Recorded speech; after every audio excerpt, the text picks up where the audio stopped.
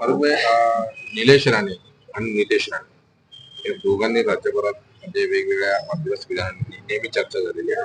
आज निलेश राणे यांनी असं वक्तव्य केलंय की एमआयएम हा पक्ष केवढा आहे, थुंकलं की वाहून जाईल. काय तुमची प्रतिक्रिया? उसका नाम लिए तो मेरे मुंह में थूक आ रहा है, थूक के बात करने ये वो इच्छा हो रही है मेरी। लेकिन ठीक है, ये जो दो भाई हैं जिनको एक टास्क स्पेशली दिया गया है मेरे ख्याल से कि आप लोग यही काम करते रहो ताकि महाराष्ट्र की जनता का जो दूसरे मुद्दों पर ध्यान है, जैसे कि बदलापुर हो, शिवाजी महाराज का पुतला गिर गया, उस पे से ध्यान हटाने के लिए दोनों भाइयों को एक्टिव किया गया है। बट स्टिल इन लोगों ने बहुत बड़ी बात की है। तो नीतीश राणे को तो जवाब हमारे इम्तियाज जलील साहब ने दे चुके हैं और उसका हम लोग उसके लिए 5 दिन बाद मुंबई आने भी वाले हैं मोर्चा लेकर मुख्यमंत्री को सब समझाने के लिए। लेकिन आज जो नीलेश राणे ने बोला है उसमें मैं बस यही बोलना चाहूंगा कि सबसे पहला कसूर आज उस जिसकी कोई लायकी नहीं है, आज उसने ये इतनी बड़ी बात किया है, तो उसमें कहीं ना कहीं मुस्लिम समाज, अल्पसंख्यक समाज का भी है। क्यों? क्योंकि अगर आप लोग एमआईएम के पीछे पूरी ताकत से खड़े रहते और अपनी ताकत दिखाते तो आज उसकी हिम्मत नहीं होती ऐसी बात करने की। लेकिन ठीक है, आप भी पॉलिटिक्स में हो, मैं भी, हम लोग सभी, एमआईएम स्टिल लड़ रही है। आने वाले इलेक्शन में इस नीतीश राणे को हम लोग बखूबी जवाब देंगे। और ये जो थूकने की बात कर रहा है, थूकना तो बहुत दूर की बात है। एमआईएम वाले सिर्फ फूकेंगे तो ये नीतीश और नीलेश दोनों उड़ के चले जाएंगे।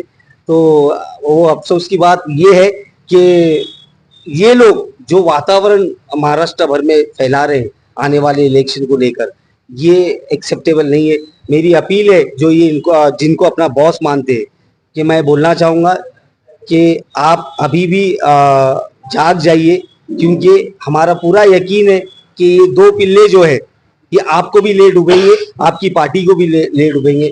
अगर आपको बचना है, अगर आपको एक्टिव रहना है पॉलिटिक्स में, तो ये दोनों को बाहर करिए और इनका नामो निशान मिटाइए। वैसे हम लोग सक्षम है इनका आने वाले इलेक्शन में इनका नामो निशान पॉलिटिक्स में से मिटाने के लिए। और मैं ओपन चैलेंज आज नीलेश राणे को ये कर रहा हूँ जो थूकने की बात कर रहा है कि अगर तू अपने आप को इतना ही ताकतवर समझता है और अपने थूक में इतनी ताकत समझता है, तो फारूक शाब्दी ने आज ये सोच लिया है कि वो बैरिस्टर असदुद्दीन ओवैसी साहब और इम्तियाज जलील साहब से ये बात करेगा और मांग करेगा, रिक्वेस्ट करेगा उनको कि जहां से नीलेश राणे इलेक्शन लड़ रहा है, आमदारगी का अगर लड़ रहा है, तो वहां से मुझे टिकट दे। फिर मैं बताना चाहता हूं कि तेरे थूक में ज्यादा ताकत है या हमारे पॉलिटिकल सैलाब, हमारे वोटर्स के थ्रू जो हम सैलाब लाते हैं उसमें ज्यादा ताकत है। और नितेश राणे यांनी असं वक्तव्य केलं होतं 3 दिवसापूर्वी, मशिदीत घुसून मारू. बाप का राज है क्या? बाप का राज चल रहा है। कोई भी आदमी किसी भी धर्म को फॉलो करने वाला हो, वो इसको एक्सेप्ट कभी नहीं करता, चाहे वो मुस्लिम हो या हिंदू हो। मुसलमान कभी इसको बर्दाश्त नहीं करेगा कि मस्जिद में घुस के कोई बंदा आके, और जो मस्जिद में घुस के मारता है ना, वो ना हिंदू होता है ना मुसलमान होता है, वो राक्षस होता है, राक्षस।